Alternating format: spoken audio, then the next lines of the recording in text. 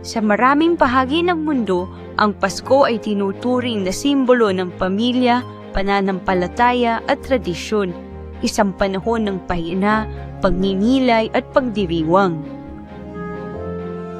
Ngunit sa ilang bansa, ang Pasko ay hindi selebrasyon, ito ay isang sensitibong issue.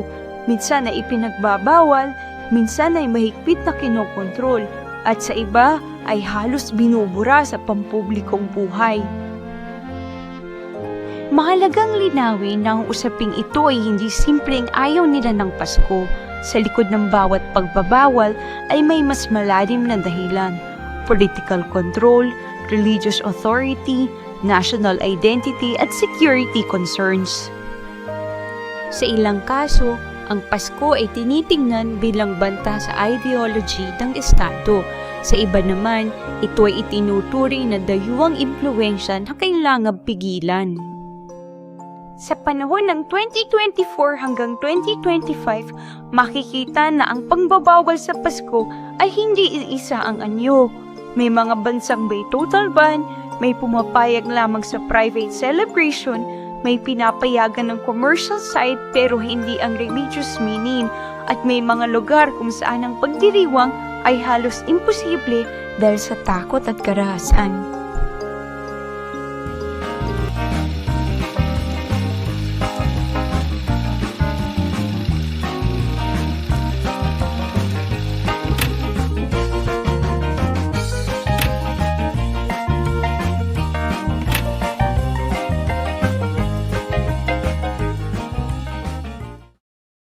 Ang North Korea ang pinakamatinding halimbawa ng pagbabawal sa Pasko. Dito, ang pagdiriwang ng Pasko ay hindi lamang iligal, ito ay itinuturing na banta sa mismong estado. Ang dahilan nito ay nakaugat sa istruktura ng kapangyarihan ng North Korean regime.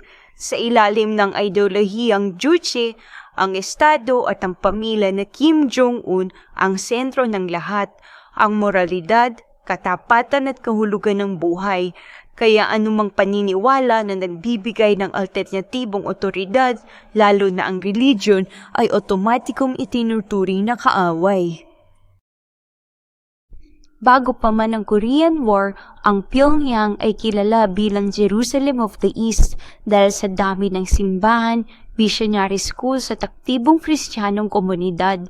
Ngunit matapos maupo sa kapangyarihan si Kim Il-sung at itatag ang isang totalitarian communist state, nagbago ang lahat. Sa ilalim ng kanyang pamumuno, itinuring ang Kristyanismo bilang banta sa estado, isang pananampalatayang may sariling moral at espiritual na otoridad na hindi kontrolado ng gobyerno.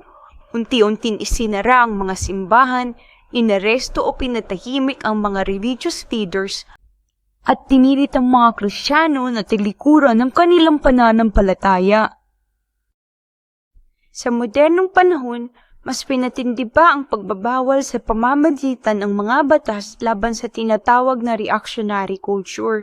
Hindi lamang aktual na pagdiriwang ng Paskong bawal, kundi pati panonood ng mga foreign media na may kinalaman sa Pasko, mga kanta, pelikula o kahit simpleng eksena ng Christmas celebration. Sa ganitong konteksto, ang Pasko ay hindi tinitingnan bilang religious celebration o tradisyon ng pamilya. Sa mata ng Estado, ito ay simbolo ng Western influence, ng pananampalatayang hindi kontrolado ng rehimen at ng posibleng kolektibong identity na hiwalay sa ideolohiya ng pamahalaan. Sa Brunei, hindi sinasabi ng Estado na bawal ang Kristyanismo. Sa papel, pinapayagan ng mga hindi Muslim na isagawa ang kanilang pananampalataya. Ngunit ang mahalagang linyang ito ay ang Pasko ay hindi dapat makita sa pampublikong espasyo. Ibig sabihin, maaaring magdiwang ang mga Kristiyano sa loob ng kanilang tahanan, ngunit hindi sa mga mall, opisina, paaralan o tindahan. Ang mga simbolo ng Pasko tulad ng Christmas tree, Santa hat o mga dekorasyon sa shop windows ay maaaring ituring na paglabag, lalo na kung ito ay nakikitang nagpo-promote ng ibang relihiyon sa publiko. Ang legal na batayan nito ay ang Sharia-based penal system, kung saan ang pampublikong pagpapakita ng non-Islamic religious symbols ay itinuturing na banta sa espiritual na kapaligiran ng Muslim majority. Ang pagpapatupad ay ginagawa ng mga religious enforcement units kadalasan tuwing December sa pamamagitan ng inspeksyon at paalaala at ilang kaso at parusa. Ang epekto nito ay isang tinatawag na visual silence. Kahit may Kristiyanong komunidad sa bansa, ang Pasko ay halos hindi makikita. Walang ilaw sa mga mall, walang Christmas music sa radyo, at walang festive display sa mga restaurants at hotel. Ang Kasa ng Somalia ay nagpapakita ng ibang uri ng pagbabawal, kung saan ang Pasko ay hindi lamang tinitignan bilang relihiyosong issue, kundi bilang usaping pagbansang seguridad. Sa opisyal na paliwanag ng pamahalaan, ang Somalia ay isang bansang may iisang religious identity, ang Islam, kaya't ang Pasko ay itinuturing na hindi bahagi ng pambansang kultura. Ngunit lampas dito, may isa pang mahalagang dahilan, ang banta ng karahasan mula sa mga extremist groups. Sa mga nakaraang taon, paulit-ulit na ipinapahayag ng gobyerno na ang pampublikong Christmas celebrations ay maaaring maging target ng mga armadong grupo.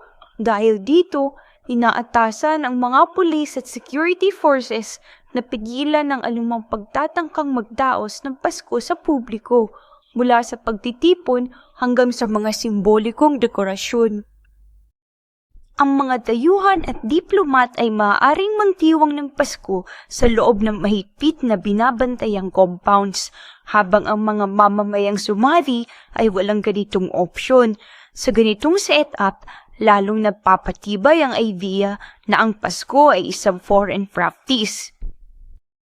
Sa Somalia, ang Pasko ay ginagawang security risk, at kapag ang isang bagay ay na-label na banta sa seguridad, ang pagbabawal dito ay nagiging mas madali ipatupad at mas mahirap questionin. Pagdating sa Central Asia, nagbabago ang logic ng pagbabawal. Sa mga bansa tulad ng Tajikistan, Turkmenistan at Uzbekistan, ang Pasko ay hindi pangunahing tinitignan bilang relihiyosong banta, kundi bilang issue ng identity at nation building. Ang mga estadong ito ay dating bahagi ng Soviet Union.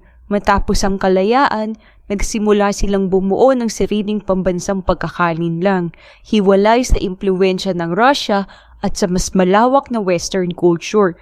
Sa prosesong ito, ang mga tradisyong may banyagang pinanggalingan ay naging target ng regulations. Sa Tajikistan, partikular na maigpit ang pagpapatupad sa mga paaralan at universidad. Ipinagbabawal ang Christmas trees, gift exchanges at holiday events sa mga educational institutions. Ang dahilan nila ay hindi raw ito bahagi ng national culture at maaaring makasagabal sa pagpapalaki ng kabataang may tamang pambansang identity. Sa Turkmenistan, mas administrative ang estilo. May mga ulat ng pagtanggal ng public decorations, mahigpit na curfews sa estudyante at mga panata na pumipigil sa pagdalo sa mga holiday gatherings. Dito ang estadong nagtatakda kung ano ang katanggap-tanggap na celebrations at kung alin ang hindi. Samantala sa Uzbekistan, mas teknikal ang pamamaraan. Ang mga restrictions ay kadalasan ipinapatupad sa pamamagitan ng administrative rules, mula sa regulasyon sa pagbebenta ng Christmas trees hanggang sa maigpit na pagmonitor sa mga relihiyosong grupo na walang opisyal na rehistro. Sa loob ng maraming dekada, ang pampublikong pagdiriwang ng Pasko sa Saudi Arabia ay mahigpit na ipinagbabawal.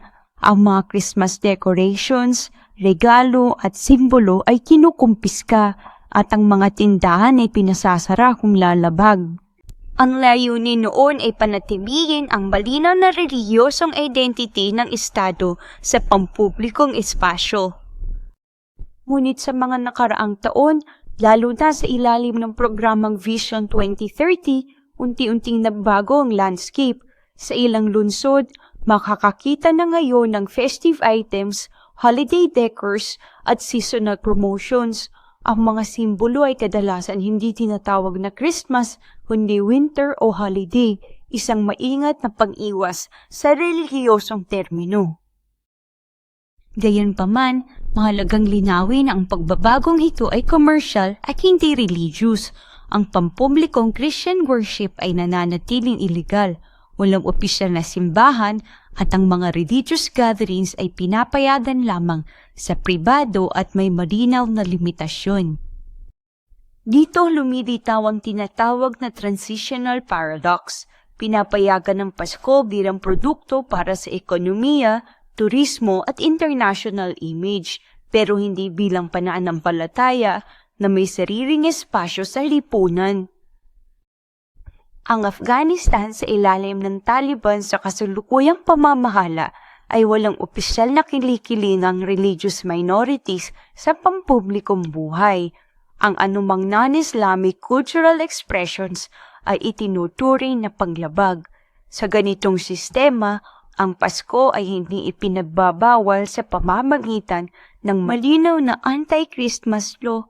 Ito ay basta hindi kinikilala at anumang pagtatangkang ipakita ito ay maaaring mauwi sa agarang parusa.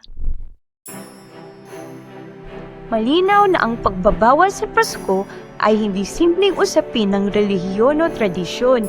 Ito ay isang salamin na kung paano ginagamit ng mga estado ang kapangyarihan upang kontrolin ang kahulugan ng pampublikong espasyo. Sa ilang bansa, ang Pasko ay ipinagbabawal dahil ito ay ikinuturing na banta sa ideolohiya ng estado. Sa iba naman, ito ay inililimatahan upang mapanatili ang religious homogeneity.